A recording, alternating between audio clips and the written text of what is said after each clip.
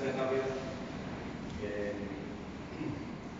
Hoy vamos a ver vigilancia epidemiológica post-emergencia de salud. Después de que hagamos ya vigilancia epidemiológica, habíamos visto otra clase que era de emergencia y desastre, y ahora ya estamos. Entonces lo que vamos a hacer es un poco comparar el pre con el post para que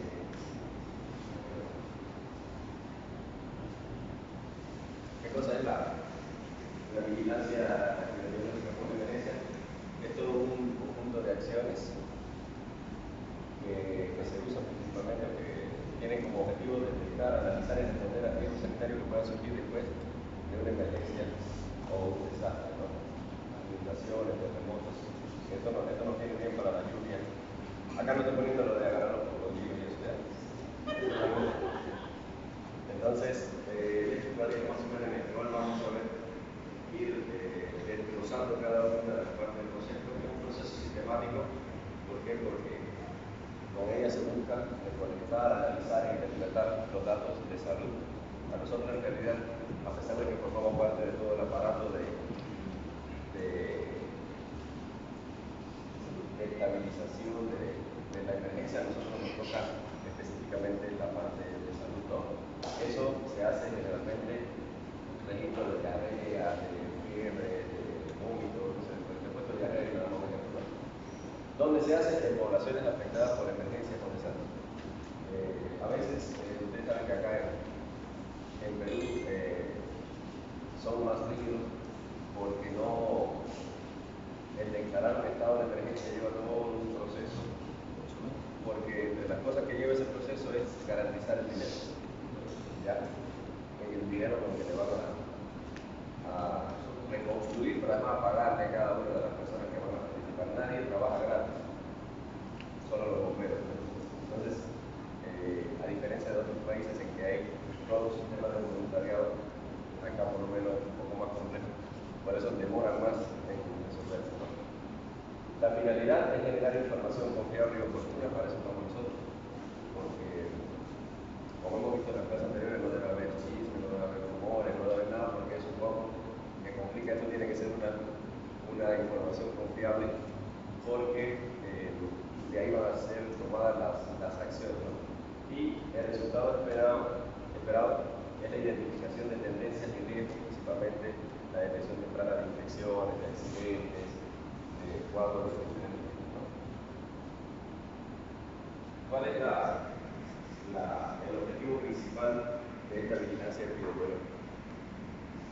Detectar precomente riesgos sanitarios. Cuando nosotros ha pasado un desastre o una emergencia, nosotros tenemos que empezar a detectar precocemente cualquier desviación de las tendencias normales que tenemos. Sí, normalmente acá nadie tiene diarrea y de momento empieza en un lugar específico a incrementarse los casos de diarrea o los casos de infecciones respiratorias, cualquier tipo de cambio de las tendencias normales, principalmente en aquellos indicadores que se consideran críticos, ¿no? Obviamente los indicadores críticos están dispuestos por la Organización Mundial de la Salud, por la Organización Panamericana, pero en cada contexto hay indicadores específicos que pueden ser considerados críticos, ¿no? En dependencia de, como les decía, el contexto. Hay que identificar brotes a raíz de ese incremento, de esa modificación de la tendencia, es que nosotros definimos los brotes, que ya lo hemos visto en la clase anterior. La respuesta rápida y efectiva, que yo creo que eso es lo que nos falta. Obviamente uno siempre trata de responder y custodiar lo de uno, pero hay veces que uno tiene que brindar apoyo, integrarse a todo el equipo de recuperación para que esto pase. Por eso es importante, primero, que las autoridades tengan la voluntad suficiente como para implementar este tipo de estrategias, y segundo, que la parte no formal, vamos a decir, la población y todos los agentes no formales deben estar bien comprometidos y además bien orientados y capacitados. Por eso, este no es un proceso que se aprende durante la emergencia, sino es un proceso que se aprende antes de la emergencia, como siempre, como a mí me enseñaron y como debe ser, creo yo, prepararse para la guerra durante la paz, ¿no? eso es importante, ¿no? Entonces, obviamente, no necesariamente es una guerra, pero la mayoría de los problemas aquí ocurren o porque la gente no sabe o porque la gente es indisciplinada. Eso es eso.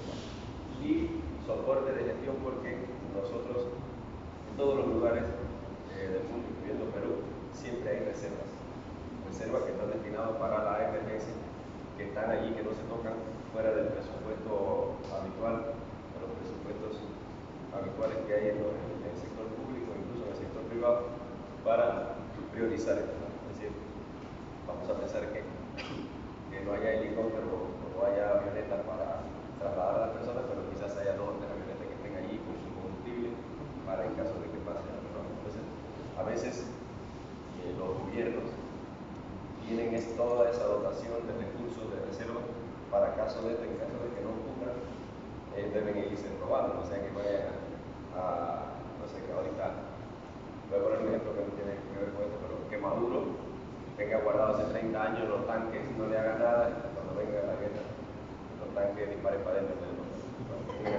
Entonces, esas son cosas, carros, todo, que están allí, solamente hay personas que le dan su mantenimiento, su limpia, y están allí. Los aviones, el combustible principalmente, que es lo que más se encarece y se desaparece en el mundo. Entonces, es importante que nosotros tengamos esa mochila de emergencia que nos dicen todos los días, pero nosotros nunca la tenemos. ¿Ya? Bien. Yo también tengo, pero lo tengo lleno de otra cosa. Dice mochila de emergencia y todo, así que bueno, ayuda. Pero sí, en realidad ayuda, ¿no? Uno siempre tiene que acostarse pensando que va a pasar algo. Por eso ustedes ven que cuando pasa un desastre, terremoto, la gente sale desnudo, sale así. ¿No? Porque como no está preparado, la gente sale como un chico. Entonces, esas son cosas, los recursos tienen que estar preparados. Los personales y los estatales. Entonces, es importante que no olviden, que tengan presente que la vigilancia siempre va a ser intensiva y es un seguimiento continuo hasta que se declare que está todo en estado normal o en estado de recuperación. Ya en las clases de emergencia y desastre nosotros vimos cómo va pasando por etapas, ¿no? Es decir, pero hay algunos desastres naturales o algunas emergencias que no te da tiempo pasar por todas esas etapas, ¿no? Le ponía la comparación entre un huracán y un terremoto. El huracán te va preparando en diferentes fases, sin embargo el terremoto pasa y entonces solamente lo que queda es estar siempre preparado. Yo creo que lo más importante de toda la vigilancia epidemiológica es estar siempre, pero de la post-emergencia es estar siempre preparado. ¿Ya? Y yo creo que nosotros acá ni nos preparamos para eso. Entonces, como yo lo veo, ninguno de nosotros nos prepara. La televisión no tiene anuncios para eso. En realidad, porque esas son cosas que paga el Estado y el Estado no tiene dinero para pagar los anuncios. Si el Estado casi nunca paga, nada más ve gobierno del Perú para pagar los desastres.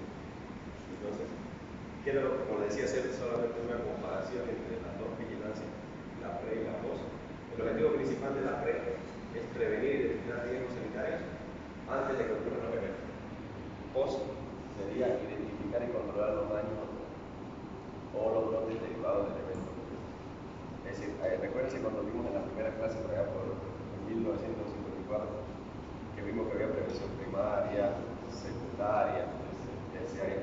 Bueno, apliquemos más o menos eso a esto, ¿no? Es decir, en este caso, el primero es prevenir que pasa y en la post que no aparezcan las complicaciones o los daños, ¿no?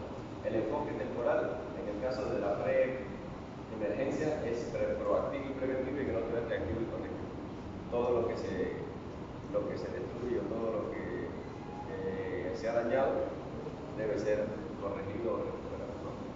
La cobertura poblacional, en el caso específico de la pre-emergencias, es toda la población. Toda la población tiene que estar preparada. ¿Para qué? Para detectar y prevenir riesgos sanitarios. En el caso específico de la cobertura poblacional de la post-emergencia, en este caso está focalizado en la población que ha sido afectada o en la población con riesgo de estar afectada, específicamente en la población donde ha ocurrido la emergencia o el mencionar la incidencia de enfermedades en la pre-emergencia, los factores de riesgo y las condiciones. Y en el otro, en el post, ya nosotros tenemos que buscar estigmas de daño, síntomas, brotes, lesiones, etc. Las herramientas que utilizamos, mapas de riesgo, vigilancia sentinela, análisis histórico, y ya en el caso de la post, ya como tenemos casos nuevos, tenemos una incidencia, lo que va a pasar es que tenemos que ir notificando cada uno de los casos para lograr enfocarnos hacia dónde vamos a ir, ¿no? Dicha identificación rápida, búsqueda activa, vigilancia sindrómica, estamos buscando ya efectos de la emergencia, principalmente sobre el tema de las intervenciones derivadas. En el caso específico preventivo de la PRE sería campañas de vacunación, control vectorial, educación sanitaria, y ya en el caso de la POS ya es atenciones rápidas, se ponen carpas, ¿no? Ponen carpas, se utilizan los lugares que no han sido dañados para que ahí se brinde una atención médica inmediata, y además para que haya un control epidemiológico que logre, vamos a decir, cerrar el cerco para que no se propague el daño o las complicaciones que puedan aparecer. La coordinación intersectorial, generalmente acá utilizamos todo el sistema educativo compromiso para que las personas aprendan, y en el caso de la post-emergencia, y aquí sí tenemos que tener en cuenta, ¿no? Están los bomberos, el SAMU, y así, gente que pueda, personas que estén capacitadas para responder. Por eso es que en casi todos los lugares hay brigadas de respuesta rápida, ¿no? Que esas brigadas de respuesta rápida están listas para que en caso de desastre o de emergencia sepan lo que van a hacer, ¿no? Si no vaya a ser que las personas que estén allí todos se miren, no solo ustedes, por ejemplo, que estén en una emergencia, nadie sepa, llame a un médico. Entonces, la frecuencia de monitoreo, en el caso de la PRE, es periódica, es programada, porque va viéndose todo lo histórico, toda la evolución en el tiempo, y en el caso específico de la POS, ya es intensiva, es diario, como le había dicho anteriormente. La comunicación de los riesgos siempre va a ser preventiva, capacitación, mensajes comunicativos, etc. Y en el otro ya son más bien alertas, ¿no?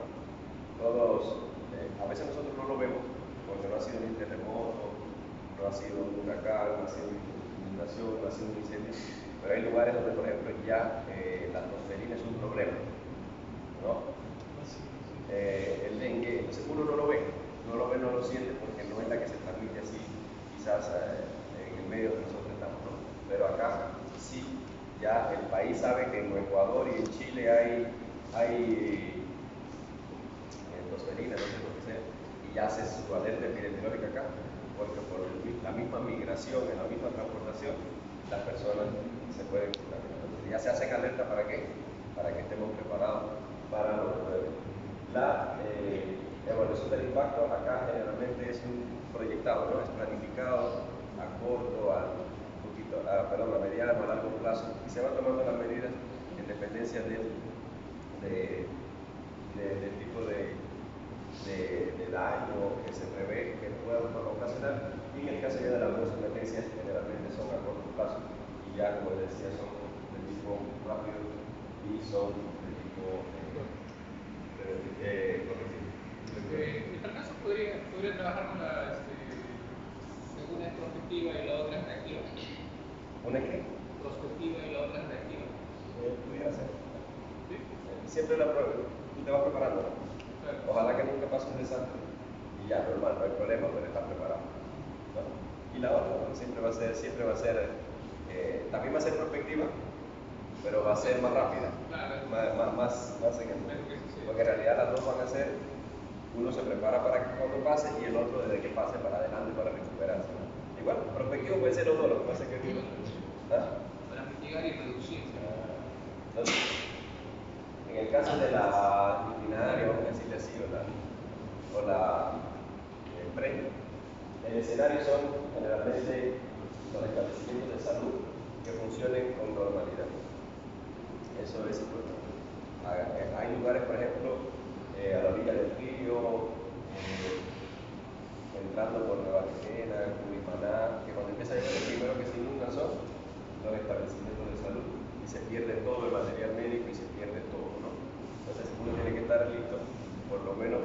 que eso no pase. El otro, generalmente, como les decía, se inunda, se destruye, se pierde todo. En la continuidad, en el caso de la pre, como decía, son registros continuos, son estables, está uno monitoreando, como dicen los mapas de calor, así que me gustan, los mapas microbiológicos, es decir, uno va conociendo cuál es la parte epidemiológica de allí. Y en el caso de la post-desastre o post-emergencia, como le quiero decir, ya requiere una serie de mecanismos. ¿Por qué? Porque nosotros necesitamos tomar acciones de acuerdo a lo que haya pasado. Imagínense que hay un huracán ahora de acá, o que venga una nevada en Ucayali.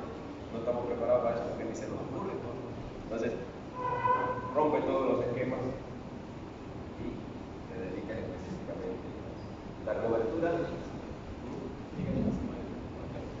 La cobertura de la pre es basada en las reformas de servicios y la otra ya. Yo les contaba, por ejemplo, cuando hay huracanes, se cierran, por ejemplo, las universidades. Y como las universidades tienen internado, es decir, donde duermen, como dicen, residencia, todas esas, como son construcciones fuertes y construcciones que están generalmente en pisos más altos y están bien informadas, pues las personas que están en sitios donde pueden ser afectados los llevan allí, ahí le dan su comida, su albergue y todo, y se cambia, ¿no? Se cambia. Y en el caso de los recursos disponibles, bueno, siempre vamos a tener recursos. Lo que pasa es que cuando uno está en tiempo de paz o pre-emergencia, todo está destinado a estos 50 soles para esto, 70 para esto, 70 para esto. Pero cuando pasa la emergencia no hay nada que comer, no hay dinero que gastar.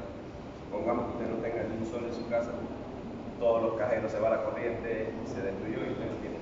Entonces los recursos, aunque usted los tenga, muchas veces son limitados y necesita de improvisar, de adaptar una serie de medidas para que esto se pueda utilizar, ¿no? Ahí usted come galletas 3 días, porque no tiene otra cosa, ¿no? Galletas con atún, con agua, con lo que sea, ¿no? Porque en realidad usted mismo va dosificando porque no sabe hasta cuánto va a durar, ¿no? Ese es un tema. Es decir, solamente uno entiende eso cuando pasa por eso. ¿Ya? Cuando pasa por eso, la galleta es viste.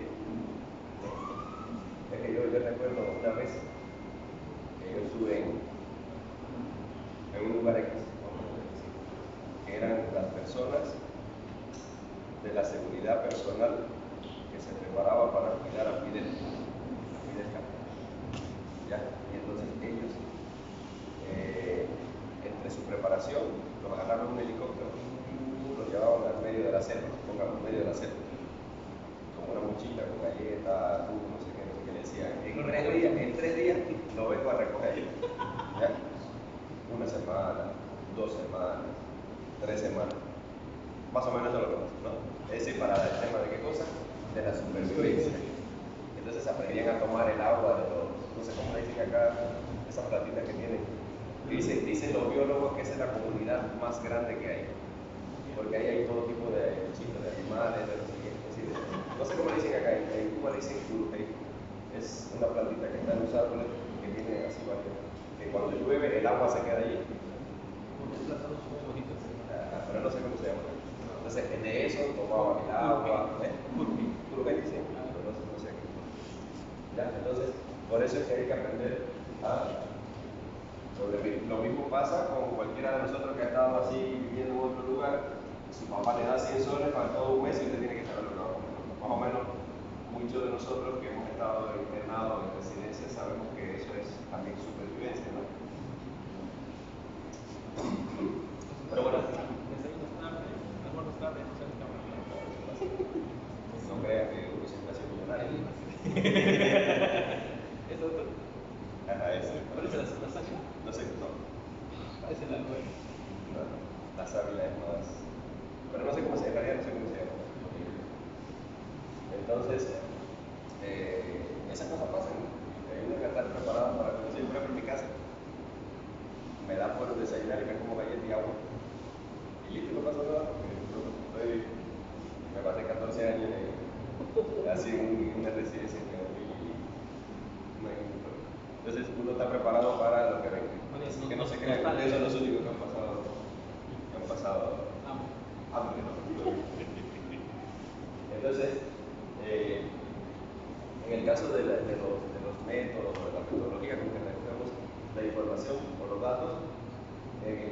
la vigilancia pre, utilizamos historia clínica, registro electrónico, y ya en el otro sí tenemos que utilizar fichas que muchas veces son simplificadas, son adaptadas, son para la ocasión, como los abogados que dicen ad hoc, ¿no? Sí, para ese momento. Y bueno, se van haciendo reportes, se crean puestos de mando de campaña. Las fichas simplificadas estarían destinadas para cierto tipo de desastre o es un... No, se adapta, depende de lo que sea. En ese momento, en realidad eso está allí, pero en ese momento no aparece la ficha, no aparece. ¿No? Entonces aparece. Entonces, la raíz lo que tú dices, me acuerdo que el doctor Johnny Laguna me dijo que si tiene, para que tenga ritmo sinusal. No me acuerdo. No me acuerdo de eso. No he hecho que sea muy bien. Sí, pero no me acuerdo. Yo doy examen, me olvido, de verdad. ¿Cuándo es ritmo sinusal? Sí, así es. ¿Son 4 que? No, la manita es así, es para el eje. Muchos otros días que No, de verdad que, bueno, por eso yo, ojalá que nunca en su vida tengan que llevar un curso conmigo porque yo les hago examen final. ¿Un solo examen? No, final. Uno de cada uno y al final uno de todos, para que no se les olvide. ¿Ya? Así les hago yo. Práctica y teórica. Dice que para que tengan ritmo sinusal primero tiene que tener P. ¿No? Que sea positivo el de 12, que antes del complejo, que de QRS a QRS haya la misma distancia, que sean equidistantes, que tenga una frecuencia cardíaca entre 60 y 100 y que el QR sea normal. Esos son los criterios. ¿No sabes? Parece que en esto yo estoy improvisado, en epidemiología, pero en medicina no. Decía mi maestro que ante todo crimen pasional, busque a una mujer de por medio. Y ante un electro sin P, fibrilación auricular.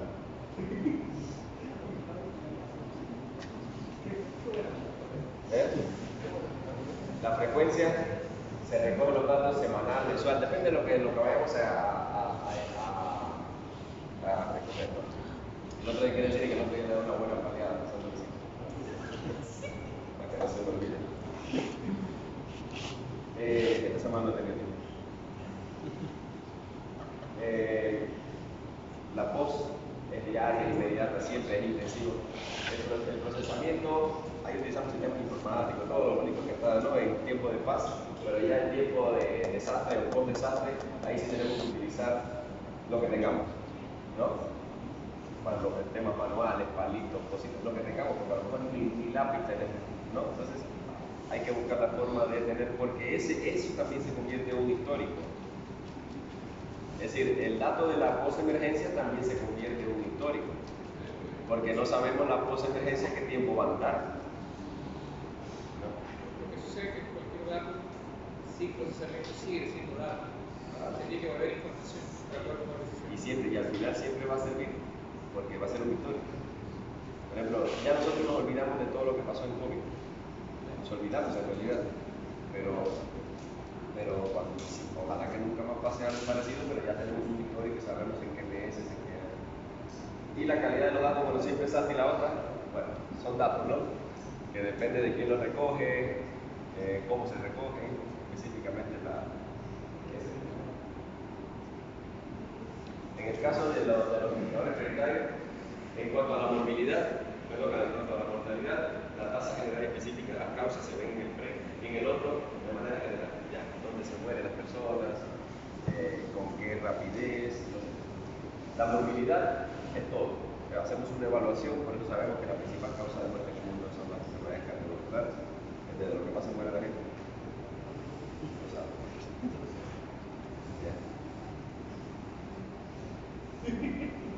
Y en el otro, ya sí, en dependencia de lo que se vaya presentando, ¿no? Es decir, decir, la principal morbilidad que hubo después de la lluvia fue la diarrea. ¿Por qué? Porque se contaminó el agua, se contaminó salieron. Las enfermedades transmisibles fueron las habituales que se presentan en lo normal. Y en el otro generalmente son brotes epidémicos de cólera, de dengue, malaria, influenza, etc. Y bueno, en realidad hay muchos indicadores que uno va viendo. En lo habitual sobran los indicadores. Mortalidad, mortalidad materna, mortalidad fetal, tasa de esto, tasa de lo otro. En este caso específico, ya nosotros nos dedicamos específicamente a ver de qué se mueve la gente o sobre qué vamos a trabajar. El objetivo operativo de uno es monitorear las tendencias a mediano y a corto plazo, a largo plazo, y en otros, como decía, intensivos. Eso lo he repetido varias veces porque es importante, ¿no? Se diferencia que uno te da tiempo a prepararte y en el otro es diario e intensivo. El uso de la información es para proyectar, para hacer políticas de gestión pública, para hacer planes, acuerdos, y en la post ya es para activar un poco las alertas. Y como decía, uno es más lento y la otra es más lento. Ya casi terminando para que vean que no me pase rápido. Esto existe, pero hay una norma técnica que se dedica específicamente a la vigilancia epidemiológica post-emergencia, que es del MIXA, es del año 2006, y tiene como finalidad establecer los lineamientos técnicos para organizar y ejecutar cualquier tipo de vigilancia epidemiológica en situaciones de desastres naturales, antrópicos y emergencias sanitarias. Y tiene, bueno, está publicado, publican todas las cosas importantes acá en Perú, y tiene algunos objetivos, ¿no? Detectar tempranamente brotes epidémicos y daños, organizar la respuesta sanitaria en relación con lo que está estandarizado, fortalecer la coordinación intersectorial o interinstitucional, asegurar la continuidad de la vigilancia epidemiológica. Eso es importante, como les decía, cualquier dato vale y cualquier dibujo de lo que está pasando ayuda, ¿no? Proteger a las poblaciones vulnerables. Obviamente, si viene yo les ponía el ejemplo hace tiempo de los derrames de amonía, de esa salida de escape de amonía. Imagínense que a los que están en silla de ruedas los dejan ahí, ¿no? O que todo el mundo le pasa por encima, ¿no? Entonces, usted tiene que tomar medidas para esa población vulnerable, porque si no van a hacer qué cosa, los primeros. Entonces, esa norma técnica también evalúa riesgos potenciales. Acá le he tomado una captura de lo que dice la norma específicamente, que evalúa primero la determinación del riesgo ambiental, si se evalúan todas las condiciones que permiten o que como tendencia sirven para evaluar las condiciones de vida. Por ejemplo, si usted sabe que vive en Lima, a la orilla del río Lima, y su casa sale para acá, primero que se va a caer el río. Entonces, ya usted sabe que, es decir, las autoridades saben que nada más que empiece a llover un poquito más de lo normal, esa gente tiene que irse de ahí, ¿no? Hemos visto por ahí videos que parecen risas, parecen locuras, pero se cae en la casa completa, ¿no? Y en realidad ahí sí no se salva nada. Si se cae en la casa y se perdió, no hay ningún problema. Pero peor es que, primero, ante toda emergencia, lo que se salva es las vidas. Lo primero son las vidas humanas y de ahí. Entonces, todo eso nosotros tenemos que tenerlo bien preparado. Nosotros, obviamente, muy pocos países en el mundo están preparados para cualquier tipo de evento, a pesar de que hay lugares donde pasan todos los eventos, ¿no? Usted hay lugares donde va y lo mismo pasan los huracanes, que hay nieve, que depende de acá mismo en Perú tenemos costa, sierra y selva, y en la costa hay un tipo de eventos y en la selva. Acá también se inunda, pero a través del río, pero allá se mete el mar, ¿no? Y se mete el mar y siempre hay riesgo de que si el mar se va atrás y vuelve, después el tema de tsunami. En la sierra la nieve, o la gente que se cae, no sé, buses que se caen, no son necesarios. Entonces, depende mucho de lo que te hablaba. Lo otro, determinar el riesgo biológico, que aquí nosotros lo que hacemos es tener primero una idea de qué es lo que pasa en ese lugar. ¿Ya? Eso se hace una evaluación del nivel endémico de las principales enfermedades transmisibles en el área donde usted va a estar actuando. Y obviamente por eso es a veces un poco complicado que nosotros establezcamos medidas para prevenir, ¿no? Porque la mayoría de las personas que dirigen han sido formados muchas veces en escuelas y no tienen no han tocado con sus manos la tierra, vamos a decir así, y a veces no oyen a los que saben, ¿no? Hay quien sabe, no sé, claro, que si la luna se pone para acá, va a llover de una forma, entonces a esa gente hay que hacerle caso también porque te está dando una idea, ¿no? Entonces eso es importante que nosotros evaluemos, ¿no? Y el riesgo social, acá lo más importante es que las acciones que nosotros vayamos a tomar va a depender siempre de los recursos que se tengan. Por eso es importante que en esta norma técnica se habla bien claro del nivel de pobreza o de riqueza, vamos a decir también, de la población, el nivel de organización de la sociedad, el nivel de coordinación con las entidades, el nivel de desarrollo. Hay lugares donde las autoridades no saben nada de plan, de nada. Se eligen y listo, son 10 personas ahí en un lugar y actúan como vengan, ¿no? Entonces, si tú no sabes, no estás organizado, y bueno, todo lo otro que pasa, como les decía, la gente llega, puede estar pasando un ciclón, un terremoto, lo primero que hace la gente es robar, hacer ese tipo de cosas. Eso es ese nivel de cultura que tiene cada población es importante, ¿no? Yo creo que eso juega un papel importante porque mientras más usted sepa, menos complicaciones hay. ¿Ya? Lo que dice usted es importante en la parte de nivel de cultura de la población, pero a veces no se cumple, porque yo, por ejemplo, en Sudamérica tengo bastante consideración por Chile. Es un país ciertamente más desarrollado que Perú y que tiene buenas universidades.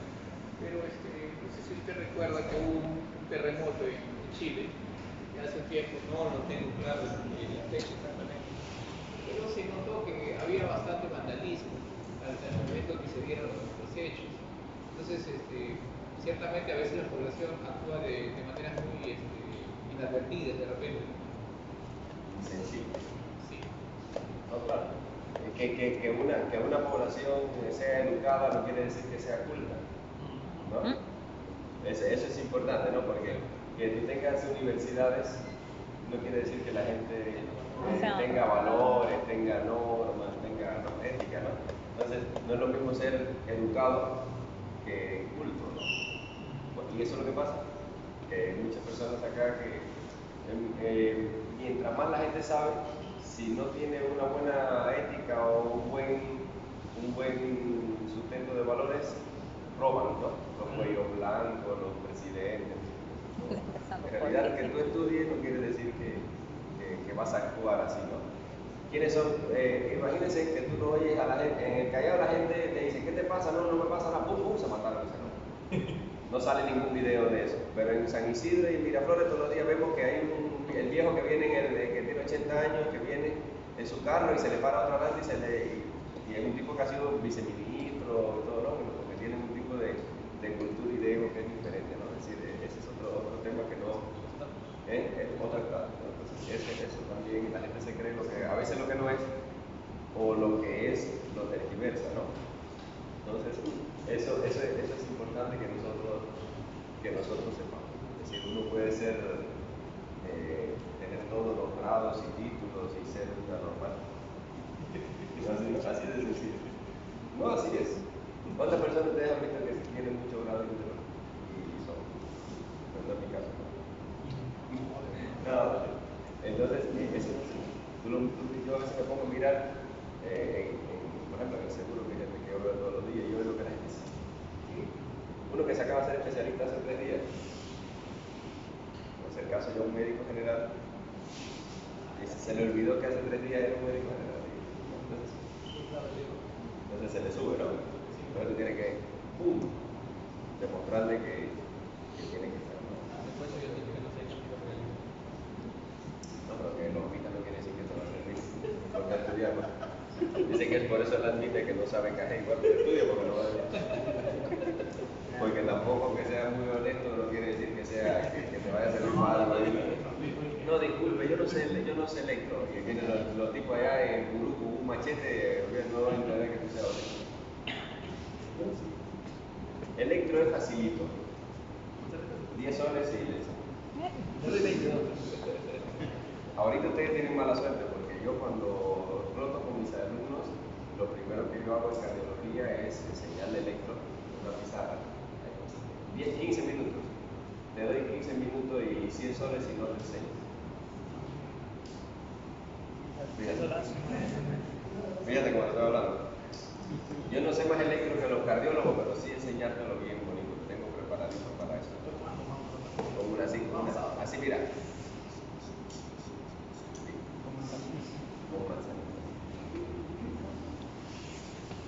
Entonces, estas son las formas que vienen los anexos. Tiene varios anexos y es lo último que le voy a enseñar. Este es un anexo del reporte diario, ¿no?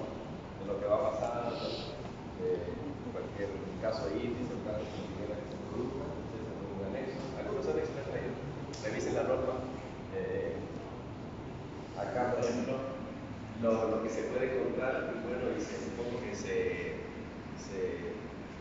divide de acuerdo a las edades, ¿no? Así te vas uno sabiendo hacia qué población va a ir enfocado los cuidados que en ese momento estos son los llamados eventos sentimentales, daños, desplazadores. Y este es supuestamente, como decía, se forman puestos de mando de campaña, o vamos a decirle quizás como les gusta decir acá en Perú, salas situacionales o salas de situación de desastre. Y ahí se evalúan una serie de informaciones y cada uno de ellos indicadores específicos. Obviamente no es nada que ustedes se vayan a aprender de memoria, pero sí que tengan en cuenta, por ejemplo, un poco las cosas que te van a ayudar para tu tomar decisiones. Por ejemplo, información estructural, la población, las viviendas, es decir, todo lo relacionado con la vialidad, ¿no? Con la vialidad, las comunicaciones, las poblaciones, ¿no? Según la pobreza. Acá nosotros estamos en quintil 5. Todos somos pobres. Acá. Información de la tendencia, ¿no? La curva de los casos, etcétera, los canales endémicos, la información del comportamiento. Siempre es importante esto. Por eso nosotros vamos haciendo un monitoreo que es diario y es intensivo para poder, el más mínimo. ¿Han visto esos mapas o esas gráficas semanales de dengue? Por ejemplo, ¿no? De acuerdo a la semana, nosotros sabemos en un histórico año a año cuando se producen la mayoría de los casos de dengue, por ejemplo, ¿no? Pero eso no quiere decir que en ese periodo no se sobrepase lo habitual. Nosotros, por ejemplo, Ucayali el año pasado, en realidad no hemos tenido muchos casos de dengue, ni mortalidad tampoco. Por ejemplo, según desde el 2022 no hay casos de muerte de dengue. Pero hubo otros lugares del país, en Piura, en el norte, que era como si murieran así, ¿no? Entonces, que tú sepas no quiere decir que no se vaya por encima de lo que tú sabes. Que te lo estén alertando o que tú estés aparentemente preparado no quiere decir que no estés claro. Por ejemplo, en este año no hay casitos así de dengue, tenemos ustedes han visto por ahí hospitalizado quizás a uno u otro en medicina, ¿no? Han visto ahí con su mosquitero para tapar el sol. Para tapar el sol. El mosquitero es para tapar el sol porque lo doblan para arriba y no tapa, ¿no? ¿Lo han visto? No ponen para abajo el mosquitero. Entonces, pero ahí estamos cuidaditos. Ya el año que viene, creo que es cuando le toca infecto, ¿no?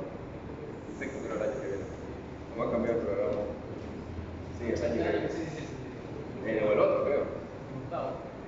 Ahora creo que está como en noveno. Sí, en octavo, está en octavo. Porque Complementando un poco justo le el estoy ejemplo, dando examen de infectos y todo.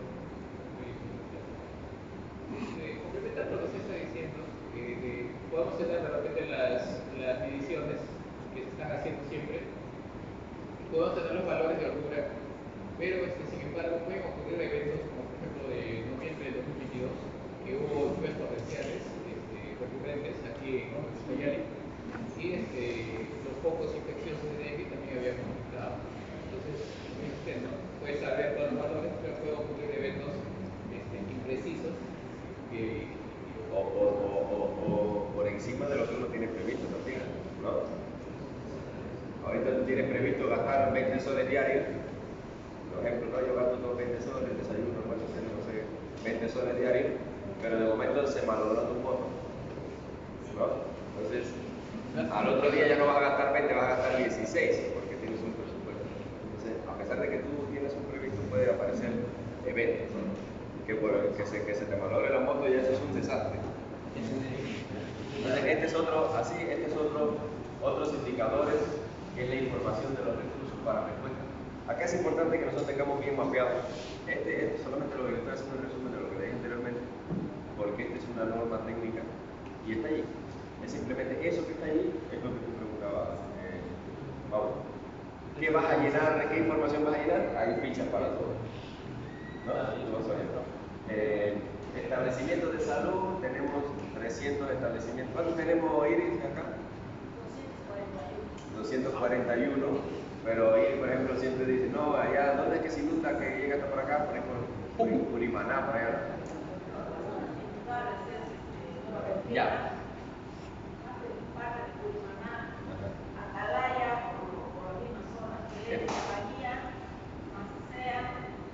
Y entonces tú dices, yo tengo 241 establecimientos, pero cuando empieces a llamar hay 15 que están inundados, ya eso no está. ¿No? Entonces tú dices, bueno, allí no hay forma de atender, se perdió todo, entonces yo no voy a mandar refuerzos al hospital de salud, sino voy a agarrar una brigada y la voy a mandar a esos lugares. Da igual, yo te entiendo. Sí.